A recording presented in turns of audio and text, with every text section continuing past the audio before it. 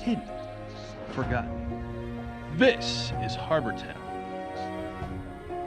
Ancient, hidden, forgotten. Harbor Town is an all-new series from Miniature Building Authority, the leader in tabletop gaming scenery. Unique, flexible, and playable, Harbor Town will take your games to a new destination.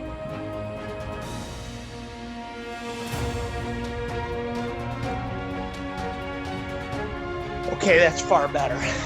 Awesome. Yeah, we can talk over the music. Yeah, my other hat wasn't sitting right on me. It was like it fell out of me. I hate that. I'm glad everything went well for the rest of your trip. Oh man, I'm gonna talk about a little bit of it, but I had some unbelievable news from one of my sponsors. Oh, there's Gaetano already. Wow. There he is. Yes. Good guy. Gaetano just won another giveaway. So he got that towel set I was going to bring. He won that. Very cool. Yeah.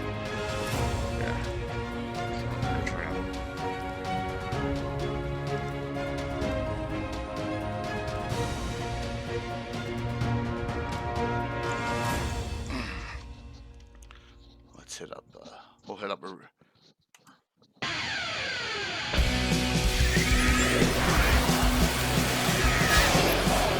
Yeah, I got all your stuff, your VIP and all under CASL over your name, so that's cool. Outstanding. The guys, the dudes seem to really enjoy themselves at our game. I didn't bump into any of them anywhere else. I thought I may bump into them somewhere, but I didn't. Right. I mean, that place is so huge. And there's people in so many other rooms, you know? I was fortunate to bump into somebody I knew at one point. Hit the wrong button. I hit the wrong button. Ah! That was too early, guys. Duh. A little reverb there on the music. Well, that's weird. It just keeps on replaying the music over and over. There we go. Yeah, because I didn't bump into, believe it or not, I didn't bump into anyone just randomly. You know? But I can recall, so. The only person I bumped into randomly is a good buddy of mine, John Hirschberg. Right. I don't know if you know John Hirschberger from Black Blade. I do not. He's Alan Growe's business partner. Oh, okay. Yeah, the two of them. There's Anna's on. Hey, Anna. I thought I might run into Anna when I was, I wandered since I was only there for one day, I ducked out for a second to say hello to one of my cover artists. Right. Telling him that we might actually be using him for your module, but no, it's not mine, it's ours. Well, yeah. Yeah, that's cool. Glad you're on, Anna. That's excellent. So, all right. What we got? We're still early. That's good. So, everyone made it back safe and sound. And all right, I changed the Michael Baton thing up a little bit. I added some things. Rox will be happy. Here we go. I added something to it. Oh.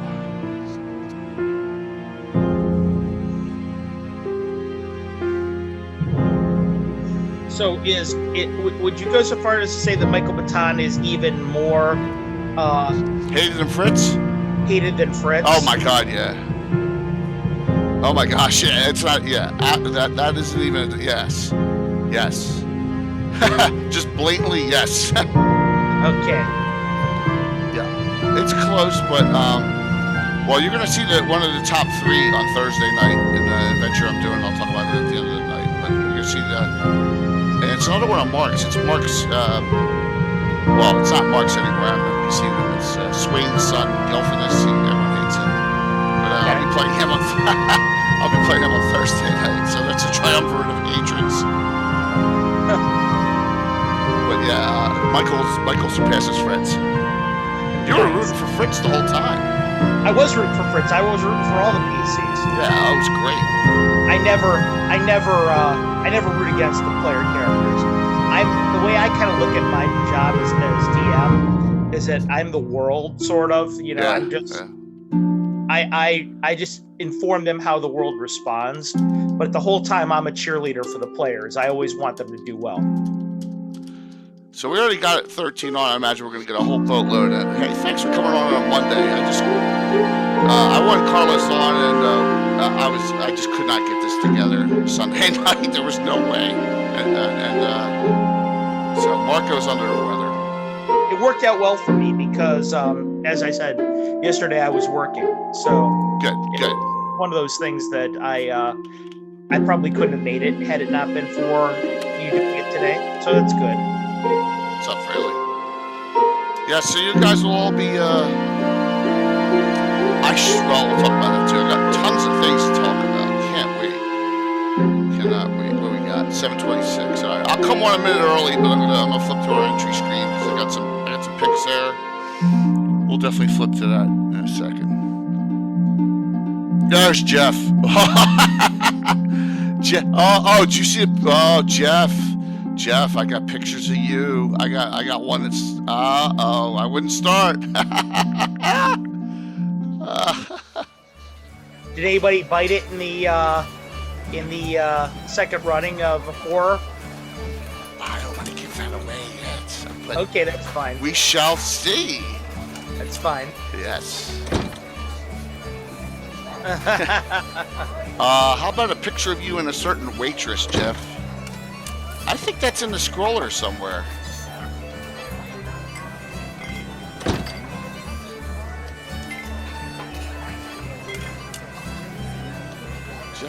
Jeff started helping a waitress put away utensils for some reason when we were at the one bar. It's kind of fun. I would say, would this be an alcohol-fueled move, or possibly? I got it. Either that, or he's just a kind-hearted gentleman. One of the two. Yeah, or both. What happens to Jenko? Yes. It could be both. Yeah. The lady that grew up around the corner from me, so harmlessly he says. So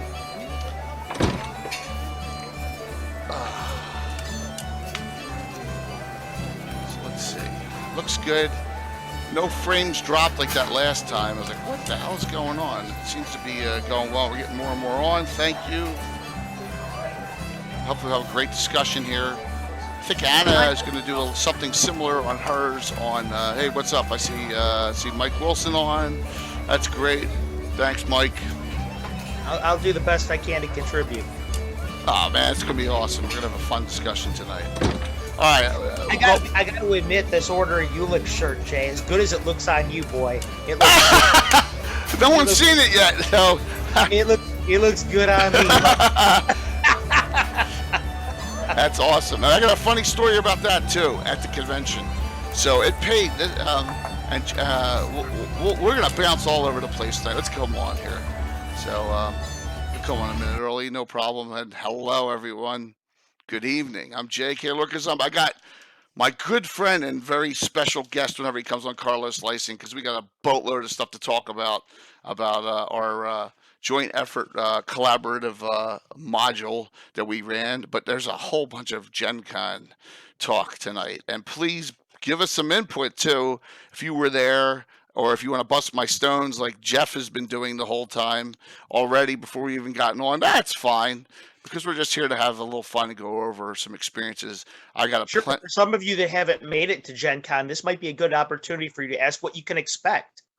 Absolutely. And that's a great point. So the ever mysterious Tim may show up at some point, because just for that reason, because he's like thinking about going to GaryCon now. And he's never been to Tim has never been to a convention. So I said, well, this is the one you want to sit in on this and listen to Carlos and me about issues, because I think he could DM. I really think he could DM at a convention. I mean, I was so hesitant last year at PAX Unplugged. You just got to jump right in, man, and go for it. You did a great job, Jay. Thanks. Oh, thanks. I was there for it.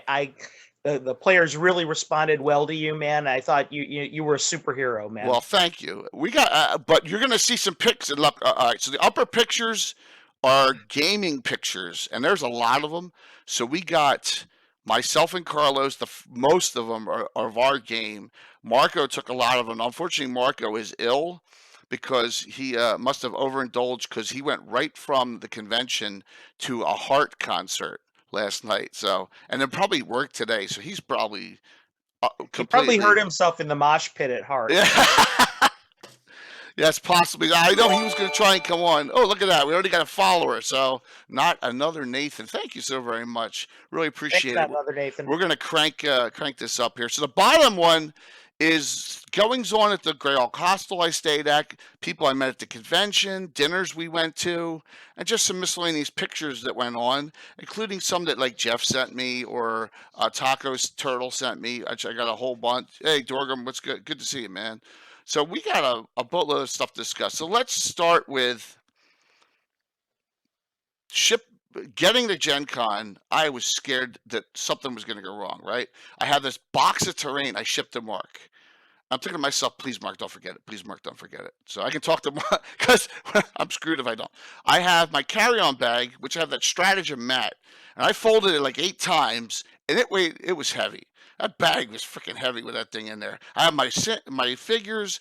I'm thinking, I forgot something. I know. I was like, I got my book, I got the screen, and I'm going to Indianapolis. And if I forget something, I'm screwed. Well, not, you know what I mean. The terrain would have been a disaster. But so I was really worried because the pack's unplugged 6 miles from the house. I could handle that. Hey, Amanda, good to see you on.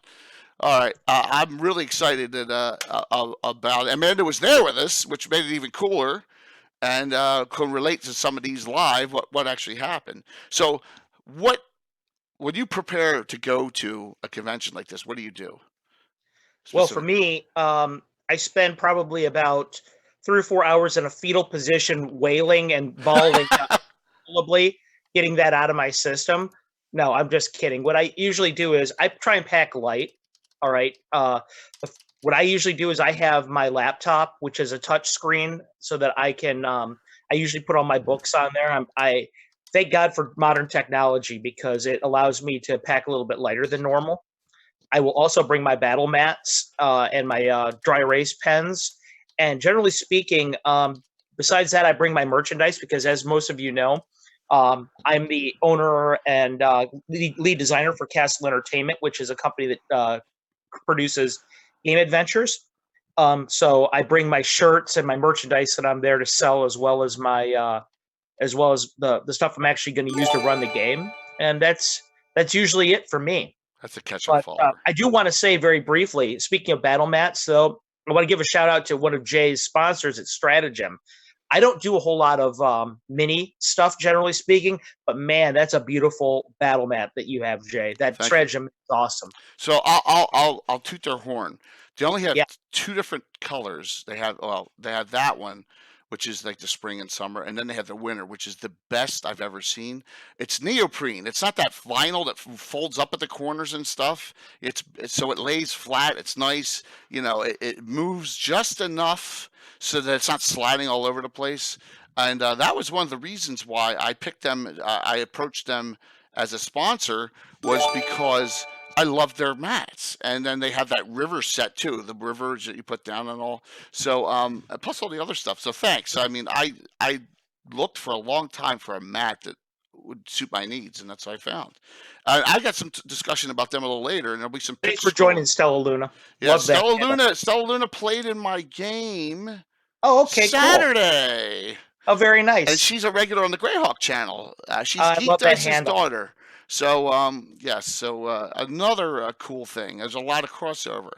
So I know you're not a map player and stuff, and I really appreciate you bearing with me on my, as a lot of people put, difficult style.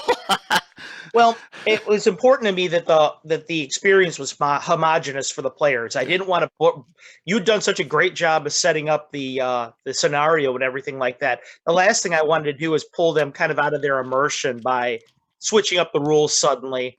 I mean, you do a few things there differently than me. Like, for example, I use dynamic individual initiative. Yep. But you know, the stuff that you do really is kind of it really was easy for me to adapt to. Thanks. And besides, I was there and I had the opportunity to watch you run the game for 4 hours. So that entire time I'm sitting there studying You your weren't style, sitting. studying your rule set, the way that it interacts with 1E, Come my on, own stuff. So it was easy enough for me to do. You have to tell everyone you weren't sitting. Oh no! I don't. I don't sit when I don't sit when I run a game. First of all, any of the pictures that you'll see of me, They're coming up very shortly. but before the game, I'm sitting there over next to the table, and I'm pacing like a tiger in the cage. It was Just funny. back and forth, waiting, and all the players are looking at me like, "Boy, we're in for it." When you start, really, that wasn't it. Mostly, I was kind of nervous more than anything, because you got to understand when you're following a DM of Jay's caliber. Oh man! I told him on Facebook the other day. I mean, I felt like I was that new band that's out there just about ready to hit the stage after Led Zeppelin played. So I'm like, man, I have a lot to follow here. So we were the damn Yankees. Maybe I was damn Yankees. Maybe I like maybe or we were like Asia Singer or Striper maybe or something. That was great. Oh my gosh, it was so.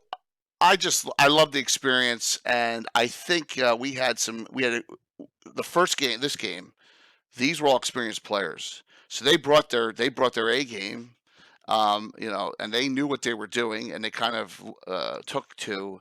I think a couple of them were old schoolers all the time, but a lot of them were 5e guys, so they took to it pretty well. And the group initiative thing, when you do miniatures and I use distance closest to furthest. You said I use. What's that? You said I use. I ooze, right? I have to tell that joke at least once every stream. So yeah, from Len Lakofka. Oh, by the way, you're gonna love this. I'm gonna make this joke right now, Anna. Anna said Len Lakofka during her presentation in front of everyone at Gen Con. So congrats to Anna actually mentioning Len and her presentation. Yes, it was awesome. And that's one thing. I can't get away. It's going to come up at least once every stream. Oh, by the way, that looks very good on you. I told you, as good as yours looks on you, mine looks real good. So anyone ever DMs, I have shirts for everyone who DMs on my channel, or so Brian, myself, Carlos, Mark, and Tim all have our Lord Gazumba shirts. So, and I wore a different color one every day when I was doing stuff there. But please, guys, ask questions about. We're just gonna ramble BS a lot. Here's the last fight up in the upper right-hand corner. So I don't know. I guess we can ruin it for people because it doesn't matter, because a lot of these people will be DMing for their people who won't be playing when this gets published, right? Sure. I mean, I don't mind. I mean, and besides, it's a whole lot when you talk about, let's say you're talking about the Tomb of Horrors. It's, everybody knows about the Great Green Face and everything like that already. Yeah, that's true. That's true. So, it's not like we're going to spoil too much of it for everybody. It's the little particulars that matter, and I don't think we'll cover all of those. Right. Absolutely. That's true. So look, that picture right there shows in all his glory, Arctosis, the specialty priest of Wastry. Now, this group, if you can see, Fritz Winchester's in the upper corner. But yes, I let them play Fritz. Yes, I did. And I gave it to the player that was playing Fritz good. Yeah, yeah. And Fritz was very well played. They got an oil fiery burning, and right about there, he's going to throw it on the entire party of baddies and wipe out a lot of them. And I was taking. That was probably the move of the game, I think. That was the move of the game, at least during your part of the session. Absolutely, absolutely. And from this, you can see the dwarf is Erebus, and he's trying to cut loose the halfling Aubrey from the pole. And this fight was really cool because they caught me off guard, actually. And one of the right players used a pummel attack, which I haven't seen anyone do in ages. I mean, he went to pummel to stun something, and it worked. So whenever they did something that was cool, but there really wasn't a rule in my game for it, I allowed it, and just like I did at the Greyhawk channels as well. So that was a neat thing. Oh, here comes Carlos. So guys, when you go through these pics, you're going to see animation extreme. I mean, there's a couple of them there's a lot of them, which is cool. But so my part went very well. Background with my with my famous hat that everybody have taken to be my signature. Take it over from here, Carlos. While you're strolling through, and just talk about how you felt and what was going on. What are your stuff coming up? My style differs from Jay in that I don't use so many minis or anything like that. I try and create an immersive experience through description and through conveying through just tone and things like that. And I thought the players really responded well to it. I felt like they understood the danger that they were in the whole time, and they're reacting appropriately to the kind of threats that are around them. And one thing that they did, I thought, and I was going to say this about your game too, Jay, is I thought that they really used their heads well. In my particular game, it's very hard to just hack and slash your way through the scenario that I created. Yours would be much more difficult than mine to do that. Yeah, you're probably going to end up dead with that. Oh, yeah. Fortunately for them, they didn't do that. I mean, there was only one player that almost ended up dying, but he, through the grace of Istus, managed to survive because his move was the round before he cast Vampiric Touch on one of the creatures, gained 7 hit points, and the next attack he got hit by a creature that will remain nameless, and he would have been at -7. So he ended up at exactly 0. That's true. And was able to be revived. He was playing Dex the Misunderstood, the Cleric Necromancer. Right, absolutely. Yeah. And I think that, one other thing, Jay, that I think that they responded to is I do things like, for example, when I describe magic missiles, I will describe them in terms of the character that's casting them. For example, the Cleric Necromancer cast Magic Missile, and his took the form of tiny little screaming skulls that flew out of his hand. And when they hit the opponent, they would bite them. They'd cackle and shriek through the air as they were going. And I really think that they liked those kind of little details. I thought they responded very well to them.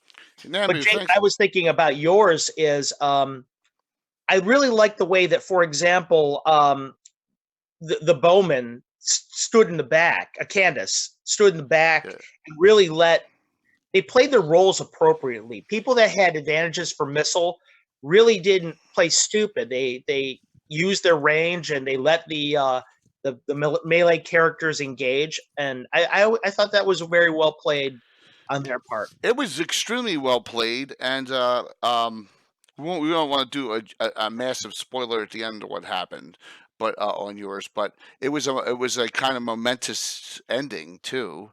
I mean, extremely wow, and you've done something right when you get cheers from the whole table when they're successful, right? I mean, you do. And that was what's so cool. And I don't know what you're doing there with your hands together. I don't know. I don't know. I think I was describing the spell at that point in time that Taco Turtle was casting at that point. Right in front of me, closest to the picture in that last scene, was Taco Turtle. He's a regular over here on this chat, and he was a great player. Yeah, absolutely. And he played in the second game too. He was a repeat. Oh, okay, awesome. But he did a very good job with it. So Nambu 99. So I saw you followed a little while back. So tell us where you're from, and you're new to the channel, and what you like to play and all in chat. We always appreciate that. Hey, Arsonist, how are you too? So here's some of the characters that we put in. All right, and I want Carlos your opinion, because some of them are really different than what you use, but some of them are old school. Like the Fighter Mage is old school, Yeah, absolutely. So Tabitha's old school, 4/3 Fighter Mage. Millicent was a dual wielding, or 2-fist fighting. It's the same Millicent in my game, in the Bloody Brethren, except I gave her short sword instead of Basilar, not to confuse everyone. So in your game, your specialization is weapon specialization for straight fighters is good to use as well. Yes, I use weapon specialization for straight fighters and for rangers. Okay, cool. For the Unearthed Arcana rules. As per the Unearthed Arcana, perfect. Let's see if we get into a little bit. The Fighter Thief, the Dwarf Fighter Thief, was perfectly fine. You know what, Erebus, actually, the Dwarf Fighter Thief, I felt in your. Usually what I like to do in my games at the end of them, I will single out a most outstanding player, and I will give them a copy of the module that I run. Since we weren't published yet, I couldn't do that at this one. Right. But I thought in your part of it, the Dwarf Fighter Erebus was probably the MVP of that fight. And I only say that because even though Fritz had the best move of it, Right. He was the one that was doing all the damage, taking all the fire. I thought that he played his role extremely well in the combat. Um, I would agree on that. I would agree that Fritz was probably right there, real close, Yeah, and Fritz did a good job too. that In is fact, the ironies of things. my understanding is that those two guys came together as well, as they're good friends. So that was good. Oh, And okay. So now, but you and play a lot of Andrew, actually, old stuff, Sword and now that I'm Wizardry. seeing that you're from Kamloops, Yeah, actually, that's cool. we had 3 of our players at the table were Canadian. Actually, that made the trip down to Gen Con. Thunder Bay, But right? no Well, excuses. We want to see you next year. yeah, absolutely. You And got your arm out there, by the dude. way, go Blazers. Yeah. I don't know what you're doing there. You got your arm out there. You got your arm up. I mean, you're you're all. I Yeah, love it. It's fantastic. This is probably the first time Jay has ever seen me play. Well, I know it's the first time he's ever seen me run a game In live. person. Yeah. I'm very animated. I'm very I try and make it an emotional kind of a very visceral event for people with the way I run a game. I try and make sure that I draw them in and I lock their attention with. I find that players reflect the dungeon master's energy, and I try and bring energy as best I can. And just to jump ahead, as it was a real pleasure, as I think it was the 2 Canadian gentlemen, as they're walking out of the room after we took these pictures right here of the group. I put all 3 of them in there when they were goofing off. Amanda, especially Taco, was goofing off with his facial stuff. I put all 3 of them in, as you can see. They walked out and they go, "This was a great way to start off Gen Con." And that just made me feel so great, that it felt Yeah, me fantastic too. about it, that we did a great job with them.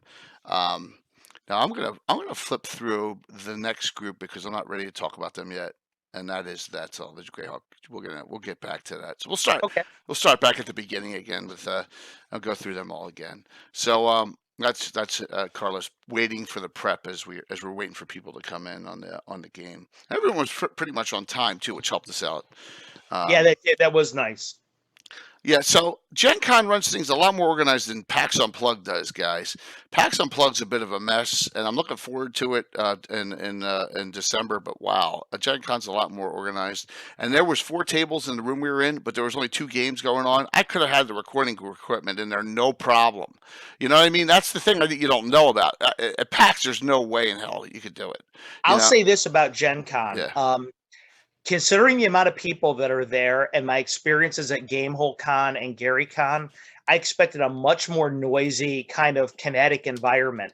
I usually end up having to raise my voice at the table during games at those other conventions. I could be as quiet as I wanted to be, and everything would have been just fine because we were in kind of a private room with really only one other table going on. And I think, for anybody else out there who has anything to do with conventions or their organization, it makes a huge difference in the experience that players get out of it. Happy players come back to shows, so be sure that it's very. It was very cool to have that kind of an intimate that kind of setting over there to run the game. It was almost like just being in your back room of your house. It was nice because you could hear each other. You didn't have to talk too loudly. It was an intimate setting, and you could really just get down and learn how the players, because how you can see certain players have little quirks about them, and you always try and fill into that quirk because you don't want to offend anyone's play style. And I that's one thing I do at conventions, with this being only my second one ever, is I try to go with the flow a little bit and be a little more lenient with things. So question, which of my 8 possible, well, 2 of them didn't play, which of the 8 possible character, all of them, did you find like, I don't want to use that character? Any of them? So honestly, be honest with me. I want to know. I mean, It was up to me as a player who I would have least wanted to play. It would have been Fritz, and I say that only because all the other player characters that were in that game tend more towards my own play style. Okay. I don't tend to play the same. He's a thug, but I don't tend to play the single class rogue that often. It had nothing to do with the special rules or anything. It had to do with It had nothing to do. All the special rules were fine as far as I was concerned. Right. It was more that character doesn't suit my particular play style. If it were me and I were picking all those characters, I would have picked the cleric necromancer. Oh, you absolutely. So Dex, all right. Probably followed by the Inquisitor. Very interesting. Here's a trivia question for you. All right. So in our game, the game we did, 2 characters did not get picked. Millicent von Kessel, the specialized fighter, right, and the fighter mage. So the only offensive spellcaster there, well, especially Priest of Tritherion has some whole persons, was the cleric necromancer. Now, the Priest of Tritherion really shined in that setting, I thought. And the cleric necromancer had a couple offensive spells. He had magic missile, for example. Well, he did the save of the game though. When there were some undead, he cast a protection from paralysis, which necromancers get. It's a 2nd level spell on the fighter in front, and that person just tanked them as they came in. Didn't have to worry about getting paralyzed. Yeah, they were. Without that, I think that they might have been through in that encounter. There he is. Good to see you, buddy. There's John. So, Taco, good to see you back on here, man. We've been taking your name in vain left and right in the chat so far. John, so I prefer to think that we summoned you. Yeah, absolutely. John, I have the pic you sent me of the whole group at the hostel I'm using. That was a great it's a great pick. So John played. So everybody out there in Twitch land knows too, by the way, Taco Turtle's an expert player. Did a great job at the show, and he was just a joy to run a game for. And if you're looking at the picture on the screen now, it's the guy with the bald head. Not Wayne Reynolds at the bottom. Yes, not Wayne Reynolds, who I guess absolutely yes. To my immediate right, yes. So he played Dex and Misunderstood the first game. Here's my trivia question to you, Carlos. Okay. 2 different characters were not played in the Greyhawk Hostels games. 6 out of 6. Okay. Tell me which 4 were played both games. What 4 characters were played both times? Okay, I'm gonna guess the Tritherianite cleric was one of them. I'm going to guess that Fritz was one of them. I'm going to guess that the Inquisitor was one of them. And I'm gonna guess that Canis was one of them. 2 out of 2. 2 out of 2. Only 2? Yeah. Erebus was played both times. Fritz. Okay. The Inquisitor definitely, and Dex, the cleric necromancer. So they played in the second game. They played Millicent and they played. I would have never guessed the cleric necromancer. I would have thought that a lot of people would have stayed away from because Taco played him again. Oh, he played him the second time. Yeah, he did. I was like, "Don't you want to play?" That's a little bit of a cheat because I thought I remembered as he was walking out, Taco saying he was going to play somebody different. Right, but guess what? That's why I didn't pick that character. The game went completely differently. He did not use the same spells either. He couldn't, and the game went because there was no specialty priest of Tritherion. He was the only healer. Yeah, that's brutal. Yeah, it was brutal. The cleric necromancer was their main healer in that. So yeah, and he played a southern accent elf too, which was really crazy. It went great though. We'll get to that.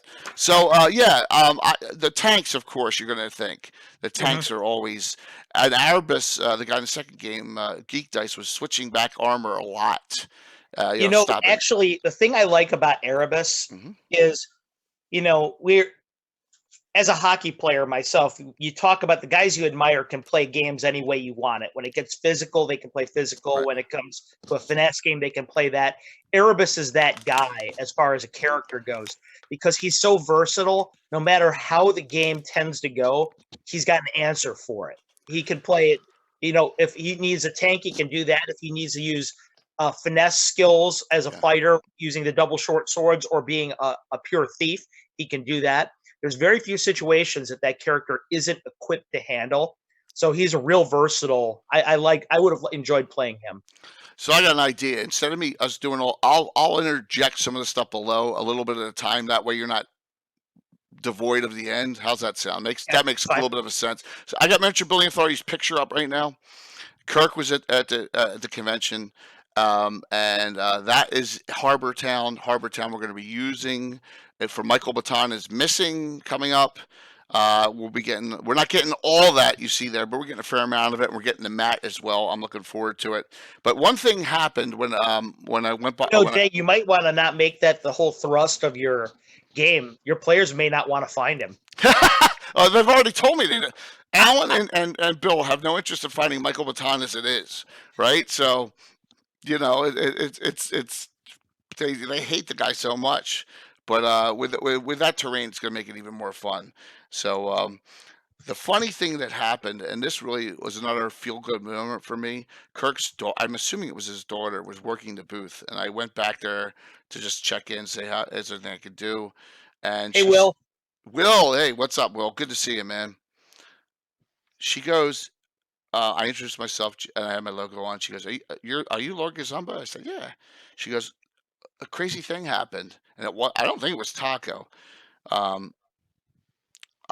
Someone walked by. I described Taco, and she said it wasn't him. Someone walked by, and they stopped, and they looked, and they saw the Harbor Town set, and they go, oh, that's the stuff I see on Lord Gazumba's channel that he puts on the beginning ads. I was like, wow. Bingo.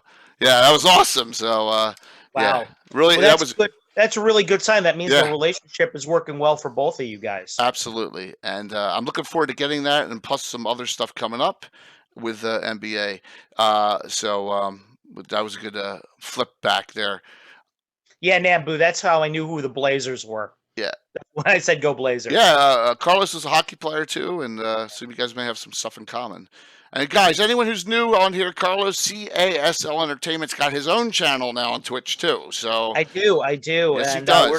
we're gonna be doing some exciting stuff here in mid-August. Yep. I don't want to digress too far from this, but from what we're doing here, but I'm going to be running the first episode of what I call the Castle Hawk Chronicles, and I'm going to be It's going to be 3 players. All 3 of them are high-profile female artists in the RPG hobby, and all of them are going to be playing a group of bards in the Free City of Greyhawk. It will be a recurring thing involving the Free City of Greyhawk, in which I'm going to be taking people from my Patreon and just interested players to play online with us. So it's going to be really fun, I think. Wow. So I am looking forward to watching that. Do you have a date? Yes, I am. It's August 19th. Is that Saturday night? Yep. Oh, no, it's Monday. Oh, beautiful. Beautiful. And that's opposite Mark's, so that's good. Perfect. Yep. Perfect. Yeah, awesome. It'll be fun. The thing is that we really want to do a lot of online games. As some of you know, I run a Patreon campaign for my high-profile supporters. A campaign. The way the Castle Hawk Chronicles go is, for example, at the end of this game, wherever it leads off, the next players that I choose are going to almost kind of take up the story. They're going to be using different PCs, but it will run through the whole Free City, and it's kind of like just slices of life of adventurers in the city. But this will be able to every opposite month. I'm going to be taking people from my Patreon, and I'm going to be taking people from just interested folks that I know from the Greyhawk community. So if you guys are interested in that, please feel free to drop by my Facebook page and Castle Entertainment's Facebook page and mention your interest in it, and I'll note you down in there, and maybe I'll pick one of you from the that's awesome. The next Castle Hawk Chronicles. It'll be awesome. Definitely. And and Tano, you're definitely in the mix for that, bro. Taco. Ooh, there you go. Fantastic. Please note the date. Time is it 8 p.m. Eastern? Yep. 8 p.m. Eastern on the 19th. So I may even throw that up on. I'm just coming back from vacation that day down the shore, and so I will. That's perfect timing. Awesome. I may throw that up on my events list and refer it to your channel too. Just so. Oh, thanks. I appreciate. Yeah, that. Not a problem, man. Not a problem at all. Oh, look at Gitano. So. Getting back to the game here, and what do you think about the differences between an Inquisitor and a Paladin? I thought that they were mostly tonal differences. Yeah. You know, you're talking about the emphasis, for example, the Inquisitor being more of a just what it sounds like. Yeah. He was his Inquisitor. So I thought that the player that was playing him in our game, that I thought he did a very good job using his background to actually affect within the context of the game. One thing that I think is hard to do within a game necessarily is when you're playing somebody else's home rules. Like, for example, the Inquisitor. It's hard to take some of your personal background that comes with the character and apply it to in-game situations. Right. But I thought the player that did that did a really nice job of that in your game. Oh, I definitely think that. Now, I know who did they strength enhance with a bull strength? They did him and they did Erebus. Right. Okay. All right. That's right. Yeah. So because the Priestess of Tritherion was there in the first game, they had buffs to raise strength, and they did that on a couple characters. The second group didn't have access to that, so another detriment of not taking that character. It's cool to note the differences between the two. Well, one of the things that was challenging about my particular game is it took place in a spoiler alert here for those of you who want to actually playing it later, but one of the challenges is all the doors in the place were made of stone. You need a 15 strength or better to open them. So in some cases, I expected maybe 2 players would have to open them. But what you have to do to open them is you lift them from the bottom and lift them into the ceiling and latch them up there. The problem is that while you do that with a heavy weight there, you're very vulnerable. Yeah. So the character's solution to that was to use bull strength to go ahead and have one person lift it. Meanwhile, somebody would hold their shield and protect their legs while they were doing it. So in such cases, I gave them the shield bonus for their armor class if they were going to get attacked right away, because they did a nice job thinking about that possibility. And when you're running a game like that, you don't want to penalize players for thinking outside the box and having good ideas like that. And once again, it's me throwing Carlos a wrench, because Bull Strength's a 3rd edition spell that I ported down to Specialty Priests, right? It's just like the Water Weird incident in your game with Hearts, right? That was one of the funniest things ever. Sweet. I just that. The cool things about it, though, Jay, is I was ready for it, though, because they used Bull Strength in your game, too, and I studied it. Yeah, okay. I watched the way it happened. That's really what I was doing the entire time I was standing there, is I was taking notes of what the players did and seeing how their actions affected the rule set. By the way, I was really impressed by the mat usage and the minis. So you did a combination, which is cool. I did. I tried to incorporate a lot of what you do. Again, I wanted to make it a homogeneous experience for them, so I did a lot of what you do in the. It worked very well, and I thought it worked out really well. Oh, definitely, it was. I liked how glued to them looking at you they were, which is for me when I DM, they're not looking at me. They're looking at the table, which is cool, right? You understand what I'm saying? But they're looking at in your game. They're looking at you, which says something. So, that's the difference between our styles a lot, though. I use so much more theater of the mind, generally speaking. So they have to pay real close attention to what I'm doing and the cues that I'm giving, whether they be nonverbal or verbal cues. I'm gonna flip through this on the personal side. I want to connect to something here. So sure, Anna and Christoph and I went out after Anna's presentation, which I can't believe I didn't take a single picture at the presentation. Right here, okay.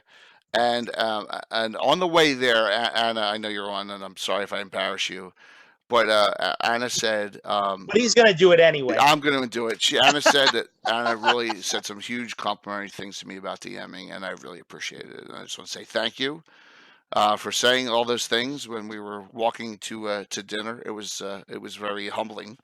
And well, if you don't mind me reflecting on this a little bit and embarrassing you for a change, Jay, and I'll put Anna a bit on the spot here. what you guys both do for the world of Greyhawk right now is, we've just, in my opinion, even though the third edition of Greyhawk was, or the third edition, the core rules were World of Greyhawk. That was the default setting. I feel like we're in a new golden age for Greyhawk in that interest has been drummed up again in the community. There's a lot of people that are energized and doing very cool things. And both of you guys are at the front lines of that, man. The stuff that you do, Jay, on Twitch and now that everybody knows about your campaign, it's generated so much more interest. And Anna's maps at the same time. I mean, the stuff that the excitement, the interest that I hear around that, and I go to a show and everybody at least once, someone will bring up Anna, and they'll talk about her maps, and they'll be like, "Man, I hope she does this."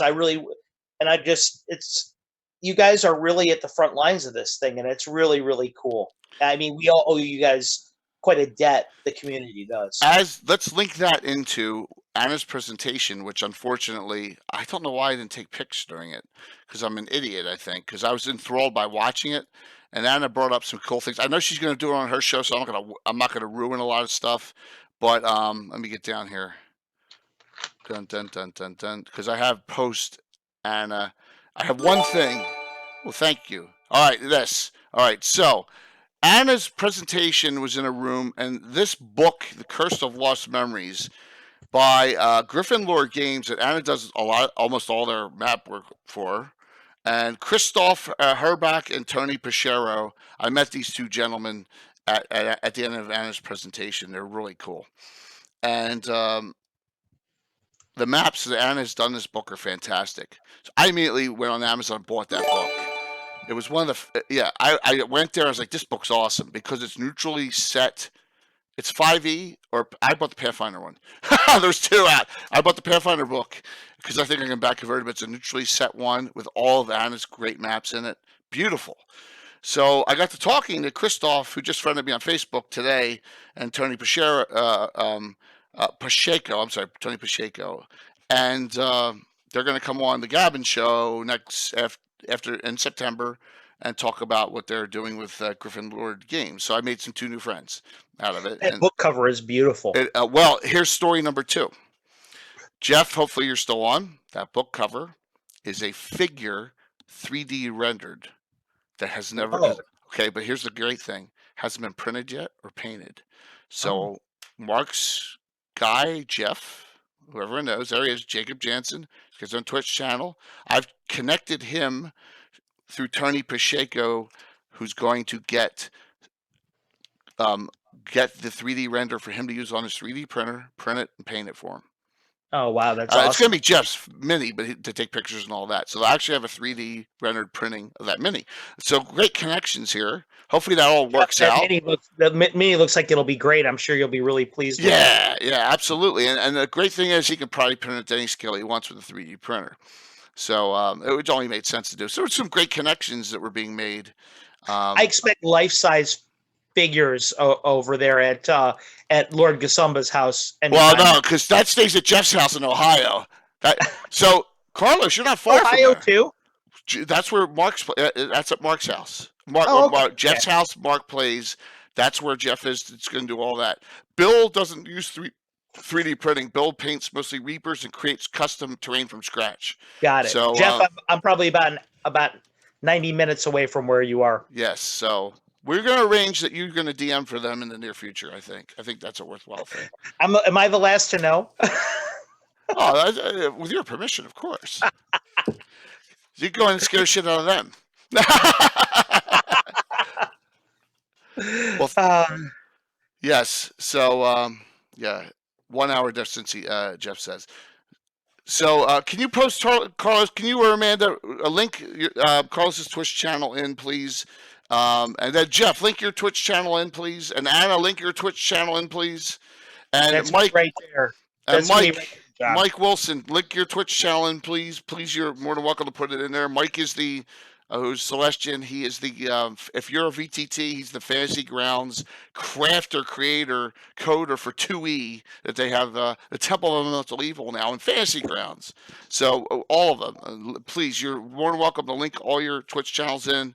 Guys, go and link there and follow everyone. Okay. It may not be long at all before I actually start employing VTT stuff in my games as well, as far as our Twitch goes. I think it will enhance the experience quite a bit for my players. Well, you should get with Mike and look at the second edition, because there is no 1E stuff out, but there is Castle and Crusades, which is similar. But I go with the 2E stuff. It's easy. There's also Osric that's out there as well. So that there's Osric written for Fantasy Grounds? I believe Osric is supported now.